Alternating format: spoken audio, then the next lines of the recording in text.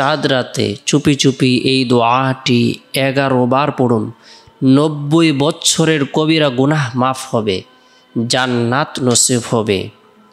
দীর্ঘ একটি মাস সিয়াম সাধনা করার পরে, আত্মসংযম করার পরে আল্লাহ তাআলার পক্ষ থেকে ইমানদারদের জন্য, মুমিন মুসলমানদের জন্য বিশেষ একটি উপহার, উপটোকন হিসেবে আল্লাহ তাআলা একটি দিন প্রদান করেছেন, যে দিনটিকে ঈদ উল ফিতরের দিন বলা হয়ে থাকে।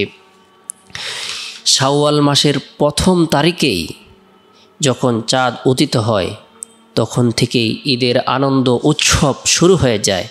কিন্তু এই রাতটি অত্যন্ত গুরুত্বপূর্ণ এবং ফজিলতপূর্ণ একটি রাত। রাসূলুল্লাহ সাল্লাল্লাহু আলাইহি সাল্লাম ইরশাদ করেছেন, মান কামা লাইলাতাল ঈদি মুহতাসিবান লাম ইয়ামুত কলবুহু ইয়াওমা তামুতুল কলবু। রাসূলুল্লাহ সাল্লাল্লাহু আলাইহি সাল্লাম ইরশাদ করেছেন, যে ব্যক্তি ঈদের রাতে ঈমান ও ইখলাসের সাথে ইবাদত বন্দেগী করবে, তার অন্তর কিয়ামতের দিন মরবে না। সেদিন অনেকের অন্তর মরে যাবে, অর্থাৎ কিয়ামতের দিবসে সে পেরেশান যুক্ত থাকবে, সে পেরেশান মুক্ত থাকবে। আল্লাহ পাক রব্বুল আলামিন তাকে পেরেশানি মুক্ত রাখবেন যে ব্যক্তি ঈদের রাতে, চাঁদ রাতে ইবাদত বন্দেগী করবে। সুবহানাল্লাহ। কিন্তু আমাদের সমাজের মধ্যে দেখা যায় ঈদ মানে আনন্দ, ঈদ মানে উৎসব, ঈদ মানে আনন্দ, খুশি ইত্যাদি বিষয়কে সামনে রেখে বিভিন্ন ধরনের অপকর্ম, গুনাহের মধ্যে লিপ্ত হয়ে পড়ে। এই রাতটিকে অনেকেই গুরুত্ব দেন না। শরিয়া সম্মতভাবে ঈদের যতটুকু আনন্দ রয়েছে, উৎসব করার অনুমতি রয়েছে, এর বাহিরে কোনো কিছু করা যাবে না।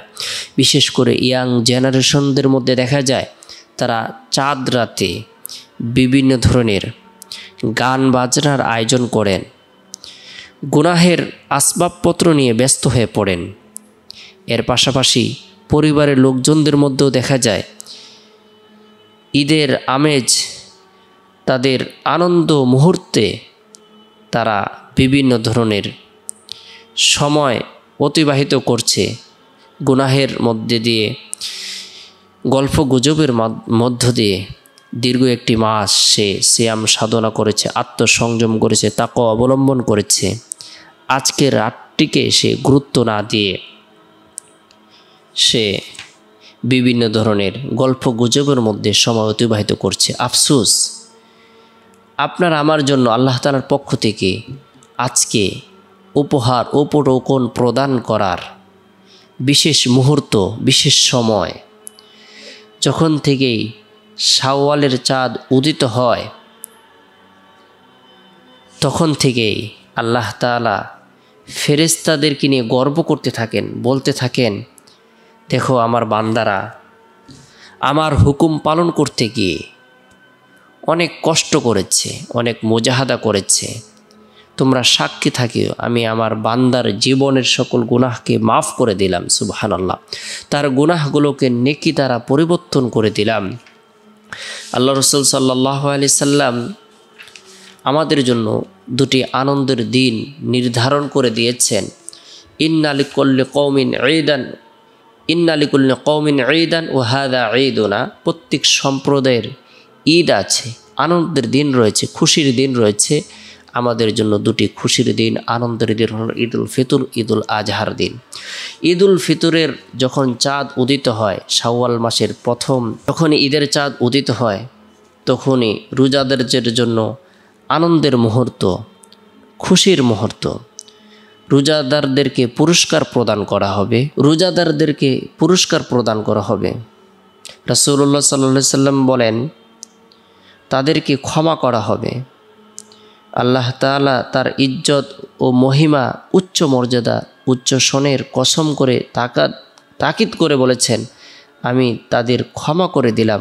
শুধু ক্ষমা নয়, আল্লাহ তাআলা বলেন, তোমাদের গুনাহসমূহ নেকি দ্বারা পরিবর্তন করে দিলাম। আল্লাহু আকবার। আল্লাহ তাআলা কত বড় ক্ষমাশীল, কত বড় দয়ালু।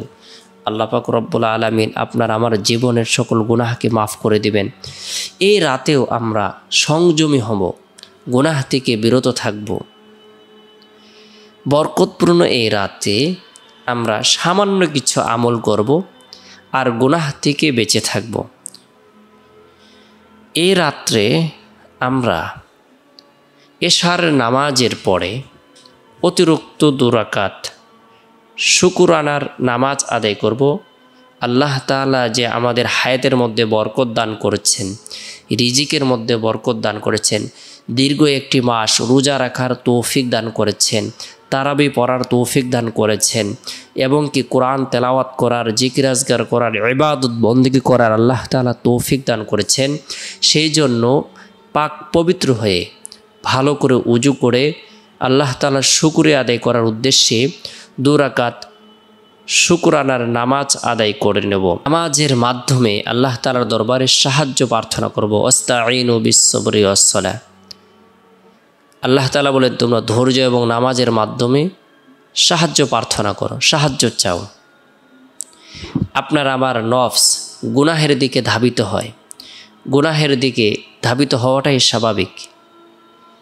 মানবিক চাহিদা বিভিন্ন কিছু থাকতে পারে, সব কিছু থেকে নিজেকে বিরত রাখা, সংযম রাখা, তাকওয়া অবলম্বন করা, তাকওয়ার ট্রেনিংয়ের মাধ্যমে আমরা যে শিক্ষাটি অর্জন করেছি সেই শিক্ষাটি ধরে রাখা, এটি আপনার আমার দায়িত্ব, কর্তব্য।